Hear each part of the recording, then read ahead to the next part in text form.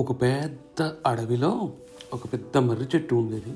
ఆ చెట్టు కొమ్మలు అటు ఇటు విస్తరించి ఒక పెద్ద గొడుగులా కనిపించేది.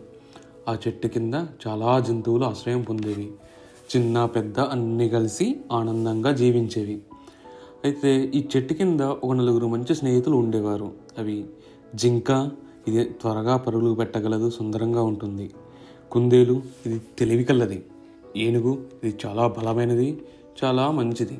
నెమలి, ఇది అందంగా ఉంటుంది మరియు అందంగా డ్యాన్స్ చేస్తుంది. ఇవి ఎప్పుడు ఒకరికొకరు సహాయం చేస్తూ సంతోషంగా ఉండేవారు.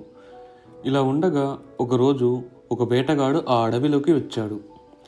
జంతువులను పట్టుకోవడానికి ఆ మర్రి చెట్టు దగ్గర వలను వేశాడు. జంతువులకు ఈ విషయం తెలియదు. ఒకరోజు జింక ఆ వలలో చిక్కుకుంది. అది బాధతో ఏడవసాగింది. జింక చప్పుడు విన్న కుందేలు, ఏనుగు, నెమలి పరిగెత్తుకుంటూ వచ్చి సహాయం చేయాలని డిసైడ్ అయ్యాయి. కుందేలు తన తెలివితేటలతో ఒక అద్భుతమైన ప్లాన్ వేసింది. ఈ ప్లాన్ని అమలు చేయడానికి రెడీ అయిపోయారు అందరూ.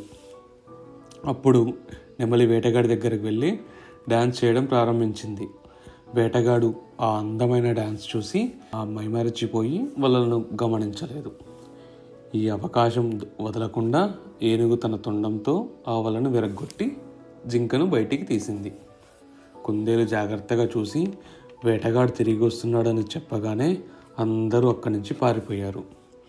ఈ సంఘటన తర్వాత ఈ స్నేహితులు అడవిలో ఉన్న ఇతర జంతువులను కూడా ఆ వేటగాడి గురించి హెచ్చరించారు.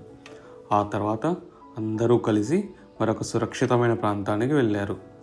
ఆ వేటగాడు కూడా ఓటమి బాధతో తన వలలను తీసుకొని ఆ అడవిని విడిచిపెట్టి వెళ్ళిపోయాడు.